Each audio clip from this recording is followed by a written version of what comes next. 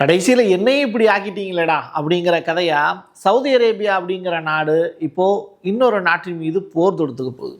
எப்பயுமே காசு வச்சுருக்கிறவன் கூடுதலாக காசு சேர்க்கணுன்னு தான் ஆசைப்படுவான், அதை செலவு பண்ண ஆசைப்பட மாட்டான். ஆனால் சவுதி அரேபியா அப்படிங்கிற நாடு இப்போது செலவு பண்ண ஆரம்பிச்சிருக்கு. ஒரு நாட்டின் மீது போர் தொடுத்துருக்காங்க. அந்த நாட்டினுடைய பெயர் தான் ஏமன் அப்படிங்கிற நாடு. இந்த நாட்டுக்கும் அவங்களுக்கும் என்ன பிரச்சனை? எதனால் திடுதிப்புன்னு சல்மான் கோவப்பட்டு இப்போ அட்டாக் நடத்தியிருக்காரு?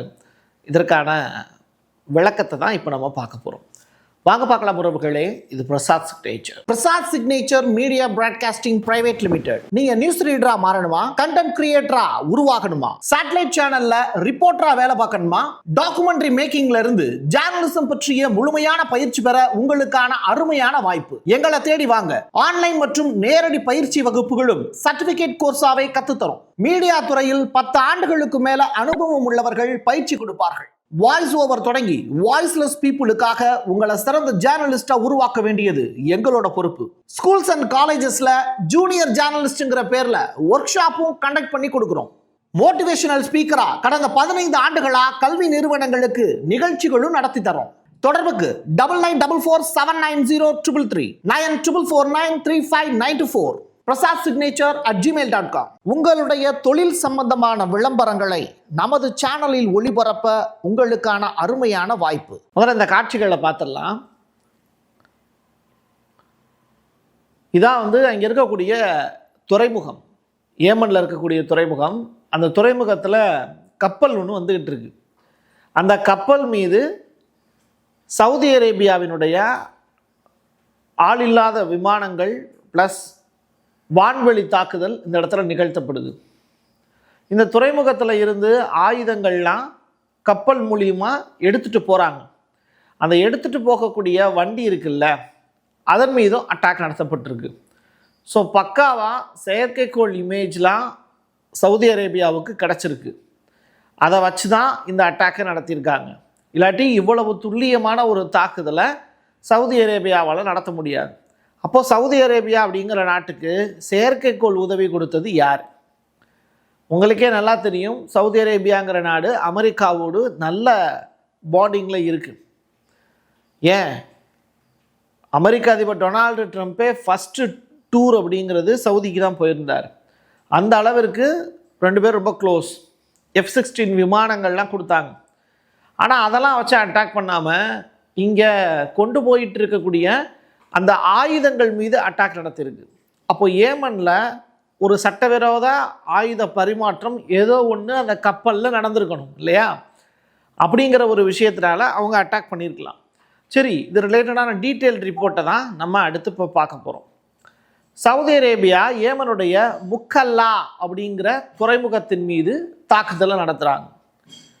சவுதியினுடைய புஜைரா அப்படிங்கிற துறைமுகத்தில் இருந்து ஏமனுடைய 2 கப்பல்கள் மீது, ஒரு கப்பல் நம்ம பார்த்தோம்ல, அதே மாதிரி இன்னொரு கப்பல் மீதும் அந்த அட்டாக் நிகழ்த்தப்படுது. சரி, இப்போது சவுதி அரேபியா UAE மேலே ஒரு குற்றச்சாட்டு சுமத்துறாங்க. ஐக்கிய அரபு அமீரகம் மேலே ஒரு குற்றச்சாட்டு சுமத்துறாங்க. அபுதாபியே காரணம் அப்படின்னு ரியாத்து இப்போ புகார் கொடுத்துருக்காங்க. புரியுதா? ஹத்ரா மவுட் அண்டு அல் மக்ரா அப்படிங்கிற அந்த இடத்துக்கு பக்கத்தில் ரெட் கோடு இருக்குல்ல, சிவப்பு கோடு, அந்த சிவப்பு கோட்டை தாண்டிட்டாங்க அப்படிங்கிறது தான் பிரச்சனைக்கான காரணம் அப்படின்னு சவுதி அரேபியா அரசு அறிக்கை ஒன்று வெளியிட்டிருக்கு. ஸோ இது UAE அப்படிங்கிற கண்ட்ரிக்கு நல்லதல்ல அப்படிங்கிற ஸ்டேட்மெண்ட்டு. நீங்கள் பங்கு பரிவர்த்தனையாகட்டும் வியாபாரமாகட்டும் சவுதி அரேபியாங்கிற நாடு UAE இல்லாமல் இயங்கவே முடியாது. இதுதான் இங்கே இருக்கக்கூடிய தொழில் ரகசியம். இது ஒரு தொழில் ரகசியம்டா ஏச்சாமின்னு சொல்லுவாங்கல்ல, அந்த கதை தான். சரி, இந்த தாக்குதல் நடந்தப்போ நடந்த காட்சிகளும் நம்மகிட்ட கிடச்சிருக்காரு.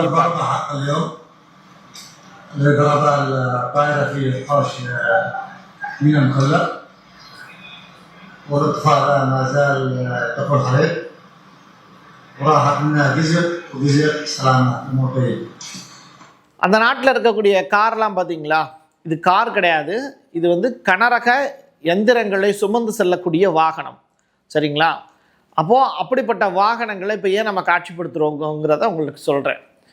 இந்த சம்பவம் வந்து ஒரு பெரிய அட்டாக்கை வந்து சவுதி வந்து நிகழ்த்திட்டாங்க ஏமனில். 72 மணி நேர தடை. அதே நேரத்தில் இப்போ ஏமனில் 2 அரசு இருக்குது. ஒன்று ஹவுதி தலைமையிலான அரசு, இன்னொன்று ஏமன்லேயே இருக்கக்கூடிய மக்களால் தேர்ந்தெடுக்கப்பட்ட அரசு. ஹவுதிகள் ஆள்றது வடக்கு பக்கம், இப்போது ஏமனுடைய அரசாங்கம் ஆள்றது மீதி இருக்கக்கூடிய பகுதிகள் எல்லாத்தையும். என்ன சொல்கிறாங்க சவுதி அரேபியா அரசு, பிரிவினைவாதிகளுக்காக நீங்கள் ஆயுதங்கள், கவச வாகனங்களை நீங்கள் யுஏஇ மூலியமாக செயல்படுத்துவது நல்லதல்ல அப்படிங்கிற ஸ்டேட்மெண்ட். ஏன்னா இப்போ யுஏஇ தான் ஹெல்ப் பண்ணுறாங்க. யாருக்கு? இந்த ஏமன் அப்படிங்கிற அரசுக்கு சில ஆயுதங்களை சப்ளை பண்ணுறாங்க அப்படிங்கிறது புகார். இதைத்தான் இப்போ சவுதி அறிக்கையாக சொல்லியிருக்காங்க. ரைட்டா? இப்போது யுஏஇனுடைய ஆதரவு பெற்ற குழுக்கள் சில பேர் இருக்காங்கல்ல, அவங்கள தான் பயங்கரவாதிகளாக இப்போ சவுதி வந்து சித்தரிக்கிறாங்க. அவங்க யாருன்னா எஸ்டிசி அப்படின்னு சொல்கிறாங்க. அது யுஏஇனுடைய ஆதரவு பெற்ற ஒரு குழு எஸ்டிசி வந்து அந்த இடத்துல இருக்காங்க. அவங்கள குறி வச்சு மட்டும்தான் இந்த தாக்குதல் நடத்தப்பட்டிருக்குன்னு சவுதி அரசு விளக்கம் கொடுக்குது. பிஎல்சி அரசு, அங்கே நிறுவப்பட்டிருக்கக்கூடிய அரசு, யுஏஇனோட கூட்டு பாதுகாப்பு ஒப்பந்தத்தை உடனே ரத்து பண்ணுறாங்க. வித்தின் 24 ஹவர்ஸ்க்குள்ள யுஏஇனுடைய ஆட்கள் எல்லாருமே வெளியில் போயிடுங்க அப்படிங்கிற அந்த அறிவிக்கையும் கொடுக்குறாங்க. இது ரொம்ப பெரிய அளவில் ஒரு ஷாக்கான ஒரு நியூஸ் தான். சரி, இப்போது இந்த சவுதி அரேபியாங்கிற நாடாக இருக்கட்டும், யுஏஇ அப்படிங்கிற பணக்கார நாடாகட்டும், ஐக்கிய அரபு எமிரேகம் ஆகட்டும், இந்த இரு நாடுகளுக்கும் இடையில் 2025 ஆண்டு மட்டும் $69 பில்லியன் அளவிற்கான ஒப்பந்தம் கையெழுத்தாயிருக்கு. நீங்கள் இந்த இடத்துல ரொம்ப முக்கியமான ஒரு விஷயங்கள் கவனிக்கணும். யுஏஇ இல்லாமல் சவுதி அரேபியாவால் இயங்கவே முடியாது. இந்த சூழலில் ஏமன்ல இருந்து யுஏஇ படைகள் வெளியேறுவதற்கும் இப்போது ஹவுதிகள் உத்தரவு பிறப்பிச்சிருக்காங்களான்னு கேட்டால், ஏமனில் இருக்கக்கூடிய ஒன் ஆஃப் த ஒரு டீம் தான் ஹவுதிகள். அவங்களும் இப்போ யுஏஇக்கு எதிராக தான் செயல்படுறாங்கங்கிற தகவல் வெளியாக இருக்குது. சரி, இப்போ என்னென்னா, ஏன் ஹவுதிகள் யுஏஇக்கு எதிராக செயல்படுறாங்கன்னா, யுஏஇ இஸ்ரேலோட சேர்ந்து கூட்டு ஒப்பந்தம் பண்ணியிருக்கு. இஸ்ரேல் யாருக்கு எதிராக இருக்காங்க? பாலஸ்தீனத்துக்கு எதிராக இருக்காங்க. பாலஸ்தீனத்துக்கு ஆதரவாக யார் சண்டை போடுறாங்க? ஏமனில் இருக்கக்கூடிய ஹவுதி படைகள். இப்போ ஏன் அவங்க யுஏஇ எதுக்குறாங்கன்னு புரியுதா? சரி, இப்போ இந்த இருவரும் இணைந்து ஏமனில் ஒரு பினாமி ரியல் எஸ்டேட் தொழில் வந்து நடத்திக்கிட்டு இருக்காங்க. இந்த ரியல் எஸ்டேட் தொழில் அப்படிங்கிறது தாண்டி ஒட்டுமொத்தமாக ஆயுத சப்ளை பண்ணுறது, அங்கே வந்து ஒரு பிரிவினை ஏற்படுத்துறது, இப்படிப்பட்ட வேலைகளை தான் இஸ்ரேலோட சேர்ந்து அவங்க செய்கிறாங்கங்கிறது பல காலமாக இருக்கக்கூடிய புகார். இதில் ட்ரம்பினுடைய பங்கு தான் அதிகம் அப்படின்னு சொல்கிறாங்க. ஸோ ஒரு பக்கம் பிள்ளையையும் கிள்ளி விட்டு இன்னொரு பக்கம் தொட்டிலையும் ஆட்டுறது தான் யுஏஇ ப்ளஸ் இஸ்ரேலுடைய வேலையாக இருக்குது. இதில் சவுதி அரேபியா அப்படிங்கிற அந்த நாட்டினுடைய பங்கு என்ன, அதை நான் சொல்கிறேன். இப்போது பாகிஸ்தானுடைய 25,000 இராணுவ வீரர்கள் இப்போது ஹவுதிகளுக்கு எதிராக போர் பண்ணுறதுக்காக அமெரிக்கா அவங்கள அழைச்சிட்டு வராங்க. ஒன்று பாலஸ்தீனத்தில் போய் பாகிஸ்தானுடைய படைகளை நிறுத்தணும் அப்படிங்கிற அந்த ஒரு ஆர்டர், அதை இன்னும் முனீரால் செய்ய முடியல. இப்படிப்பட்ட நிலையில் 25,000 இராணுவ வீரர்களை ஏமனில் இருக்கக்கூடிய கடற்கரை பகுதியில் கொண்டு போய் நிப்பாட்டணுங்கிறது ட்ரம்பினுடைய உத்தரவு. சவுதி அரேபியா அந்த இராணுவ வீரர்களுக்கு, யார் பாகிஸ்தான்லேருந்து வர்றாங்கல்ல, அந்த இராணுவ வீரர்களுக்கு மாதம் 3,500 ரியால் அனுப்பக்கூடிய வேலையை செய்கிறாங்க. பத்தாவதுக்கு அமெரிக்கா $6 பில்லியன் அளவிற்கு பாகிஸ்தானுக்கு கடன் உதவியும் கொடுக்குறாங்க. ஸோ நீங்கள் தெளிவாக புரிஞ்சுக்கணும், இந்த வேர்ல்டு மேப்பில் செங்கடல் ஏரியாவுக்கு பக்கத்தில் இருக்கக்கூடிய அந்த ஏமன், ஏடன், இந்த சனா துறைமுகம், இதெல்லாம் ரொம்ப முக்கியமான ஒரு கடற்வழி போக்குவரத்துக்கு இம்பார்ட்டண்டான ஒரு பிளேஸ். அந்த பகுதியை ஆக்கிரமிப்பு செய்யணுங்கிறது தான் அமெரிக்காவினுடைய பிளானு. அதில் ஒரு பகுதியை தான் செய்கிறாங்க. சரி, ஹவுதிகளே எதிர்கால இலக்கு யாருக்கு? இந்த ஏமனில் இருக்கக்கூடிய அரசு ஒரு பீரியடில் வலுவிழந்து காணப்படுது. அப்போது ஹவுதிகள்ங்கிற புதிய டீம் ஒன்று உருவாகுது. அப்போது அவங்களுக்கு எதிராக இந்த ஆளக்கூடிய அரசு முயற்சி பண்ணுறாங்க. ஏமன் பயங்கரவாதிகளுக்கு எதிரான போர் அப்படின்னு சொல்லிட்டு ஒரு பிரகடனம் ஒன்று குறுக்கப்படுது. இது யார்கிட்ட இருந்து கொடுக்கப்படுது அப்படின்னா, அமெரிக்கா கிட்ட இருந்து எச்சரிக்கை விடுக்கப்படுது. ஏற்கனவே ஏடன் துறைமுகமாகட்டும், ஹவுதிகள் ஆட்சி பண்ணக்கூடிய இடமாகட்டும், அந்த இடத்துல பூரா வந்து அமெரிக்க படைகளும் அட்டாக் பண்ணாங்க. ஆனால் அவங்களால அதை செய்ய முடியல, அதனால் தோற்று ஓடிட்டாங்க. சவுதி அரசு ஹவுதிகளுக்கு $368 மில்லியன் அளவிற்கு உதவி செஞ்சு தன்னுடைய கப்பல்கள் வந்து செங்கடல் ஏரியாவில் நீட்டாக டிராவல் பண்ணுறதுக்கான வாய்ப்பை செப்டம்பர் மாதம் 2025 வரைக்கும் இவ்வளவு ரூபா கொடுத்து ஹவுதிகளை தன்பால் ஈர்த்து வச்சுருக்காங்க. ஸோ ஆளக்கூடிய அரசு ஒரு புறம், வடக்கு பகுதியில் இருக்கக்கூடிய ஹவுதிகள் சவுதி அரேபியா பக்கம் நிற்கிறாங்க.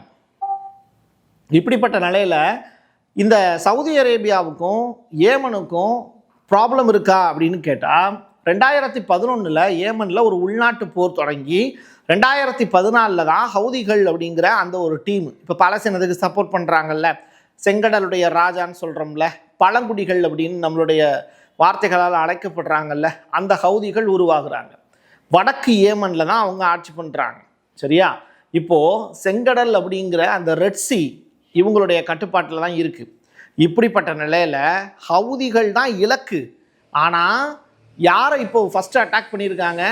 அந்த பிரிவினைவாதிகள்னு சொல்லப்படக்கூடிய அந்த குழுவை யுஏஇனுடைய கட்டுப்பாட்டில் அவங்க இருக்காங்கன்னு சொல்லிட்டு இப்போது சவுதி அரேபியா அவங்க இல்லீகல் மணி டிரான்ஸ்ஃபர் மட்டும் கிடையாது, இல்லீகலாக வந்து ஆயுதங்களை சப்ளை பண்ணி ஒரு இடத்துலேருந்து இன்னொரு இடத்துக்கு கொண்டு போகிறாங்க. அப்படிங்கிறதுனால இப்போ இந்த அட்டாக்கை நடத்தியிருக்காங்க. இது வேர்ல்டு வைடாக வர்த்தகத்தை பாதிக்கக்கூடிய ஒரு செய்தி. ஸோ இது ரொம்ப ரொம்ப இம்பார்ட்டண்டான ஒரு விஷயம்தான். ஏன்னா சவுதி அரேபியாவுக்கும் ஏமனுக்கும் இடையில ஏற்கனவே ஒரு போர் வந்து உருவாயிருக்கு. மறுபடியும் ஒரு போர் உருவாவதற்கான ஒரு வாய்ப்பு இருந்ததுன்னா அது நிச்சயமாக ரஷ்யாவுக்கும் உக்ரைனுக்கும் இடையில போர் நடக்குதுல்ல, அது மாதிரியான ஒரு நீண்ட நெடிய போராக இருப்பதற்கான வாய்ப்பு இருக்குது அப்படின்னு சொல்கிறாங்க. இப்போவே ஏமனில் இருக்கக்கூடிய பெண்கள்லாம் தன்னுடைய ஆண் நண்பர்களுடைய துணை இல்லாமல் குறைந்தபட்சம் ஒரு கையில் வந்து ஒரு ஆண் குழந்தையவாவது கையில் வச்சுட்டு போனால் மட்டும்தான் தெருவிலே நடமாட முடியும். ஆங்காங்கே செக் போஸ்ட் வச்சுருக்காங்க. ஸோ இவ்வளவு ரெஸ்ட்ரிக்ஷன்ஸ் வந்து ஏமனில் இருக்குது. ரைட்டா? ஸோ இவ்வளவு தடைகளையும் தாண்டி அங்கே மக்கள் வாழ ஏன் விரும்புகிறாங்கன்னா, நல்ல சம்பளம் கிடைக்கும், நல்ல வியாபாரம் நடக்குது, வர்த்தகம் ரொம்ப சூப்பராக இருக்குது அப்படிங்கிறதுனால. பிழைக்கிறதுக்கு வாய்ப்பு இருக்கக்கூடியவங்க நிறையா பேர் கேரளாவில் இருந்து ஏமன் அப்படிங்கிற அந்த நாட்டை தேடி தான் ஓடிக்கிட்டு இருக்காங்க, நம்ம ஊரில் இருக்கக்கூடிய மக்களே. ஸோ அப்படிப்பட்ட ஒரு இடத்த வந்து ஆக்குப்பை பண்ணணும்னு அமெரிக்கா திட்டம் போடுறாங்க. இதற்கு பலிகடாவாக இப்போ யுஏஇ மாறி போய் நிற்கிதுங்கிறது தான் கிடச்சிருக்கக்கூடிய அப்டேட்டு. என் கையெழுத்து என் மக்களுக்கானது உறவுகளே. மீண்டும் ஒரு பதிவில் சந்திக்கலாம். நன்றி, வணக்கம். Prasad signature media broadcasting private limited. நீங்க நியூஸ் ரீடரா மாறணுமா, கண்டென்ட் கிரியேட்டரா உருவாகணுமா, சேட்டலைட் சேனல்ல ரிப்போர்ட்டரா வேலை பார்க்கணுமா, டாக்குமெண்ட்ரி மேக்கிங்ல இருந்து ஜேர்னலிசம் பற்றிய முழுமையான பயிற்சி பெற உங்களுக்கான அருமையான வாய்ப்பு. எங்களை தேடி வாங்க.